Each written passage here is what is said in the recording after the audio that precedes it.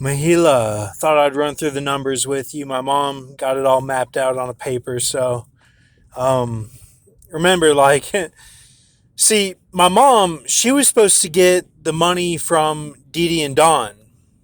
That was the big thing. And we totally got screwed out of that, or, she did. And so that was a lot of hurt feelings.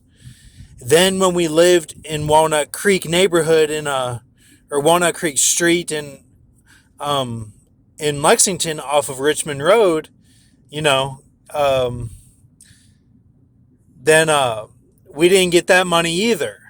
You know, H kept it. So, and like my side of the family, like we're not, or my nuclear family, like we're not the most suave with the money, but we still got screwed over though. It's not my parents' fault. It's not. And we're not rich by any means, I know that money that I said, it was supposed to be $1 million or whatever for H's house. That's my grandparents. Like that's not us. Like that's like we won't see probably a dime of that money. Like you get what I'm saying? Like it's not me. Like me, I'm on SSI. I don't even have a job. And I do at the end of the month, each month I have to have money from my parents, like because I don't make it on 100, or my money is actually 528 each month. That's what I get in SSI, 528. So like I don't make it, each month. Like I've only made it like a few months really. When I first moved to Las Vegas, I used to make it many months, you know, but with that deal or whatever that I took, that 14 081 UTT Drive, Red Hill Tustin, the buried treasure, that kind of changed things a little bit, like you know driving more and stuff, just little things like spending a little more money. I was going to Canary, getting big Cokes there that were like, $8. So, but that would be kind of like a meal for the day, kind of. That's how I approached it. And then try to have just like 2 meals total or something. But, so like I'm not rich by any means. I'm foolish with money. Like I'm not suave with money at all. Like I'm bad at it really. Like I'm not, I mean I'm on SSI like I said. It's just my situation. So, all right. So with my mom has to sign because H, when he built the house, he put the money, he put it kind of like tied to my mom, her sister, and my uncle, that they all would have to sign to get rid of that house and get the money out of it through the will, you know.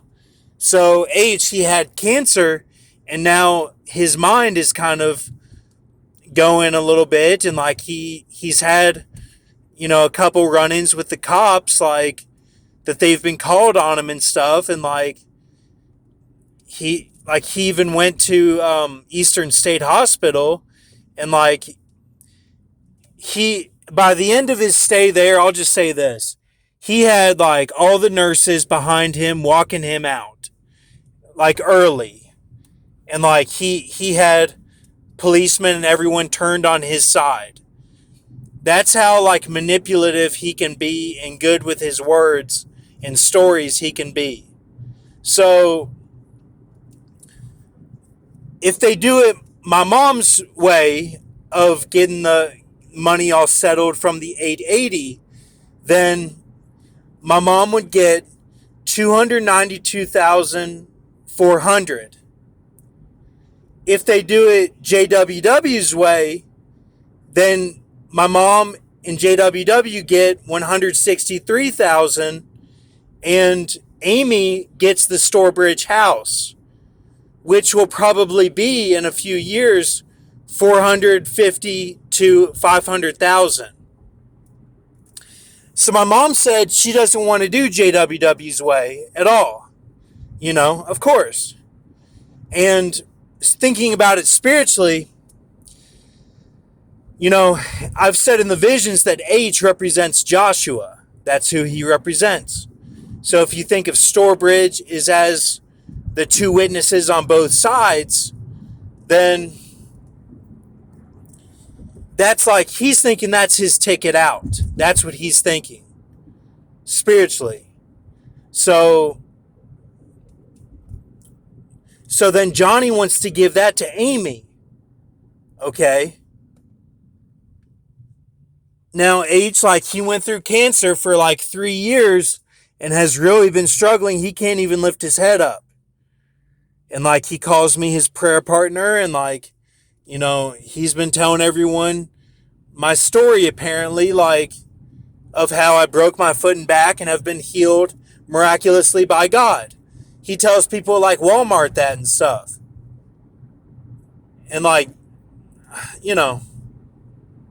so, and he has to drink everything in smoothie form or liquid, like fried chicken and stuff, liquid.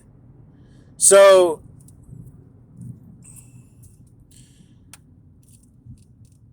then my mom's way, see, she's thinking that I've betrayed her by doing what I'm doing now and not watching the TV and making them worry at night, She's thinking that's her bib, her vesture is the mystery machine. And that she will be the eye of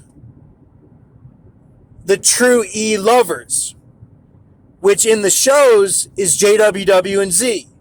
That's what she thinks. See, Johnny with 163, he thinks he'll be like 300 Leonidas. You see how this works, like, spiritually.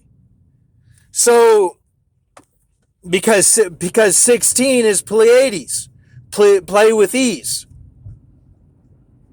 But the way I've got in the visions with my mom is that she becomes the Revelation 13 as a man, and that she's going after with the equibulls and all that stuff, and that she's like that out of the Hampton Inn spiritual Babylon Center. Okay. Now Ham means that you left or something, and it can mean the deliverance symbolism, that Burt Reynolds stuff. It can mean both. Me and Johnny both left military academy. The Hampton is tied to that. That my mom is like, tied to that. Like, I didn't tell my mom that she was, that she helped me so much when I was a kid. I did not put that in my interview when I was going to West Point. I just put it all on my dad. Because that was so special to me, I didn't want to put it out there. Because I had OCD. Like, so part of that stuff is that my mom didn't get recognized. Some of that came out whenever I had that cane symbolism, and I was in Henderson and like Nevada, and thought that I was going to be on the street. All my money was gone. And then my mom's on the phone and she's saying stuff like, spiritually, she was saying like that it was my fault. Like, so, and I didn't even end up staying there anyway. Like, it's stupid. But this is like how the Claws and the Flyers think, All right. So they close on May 15th, the house. But I did want to go over those numbers. So yeah, 292, 400 my mom's way, 163,000 Johnny's way, and $880. But uh,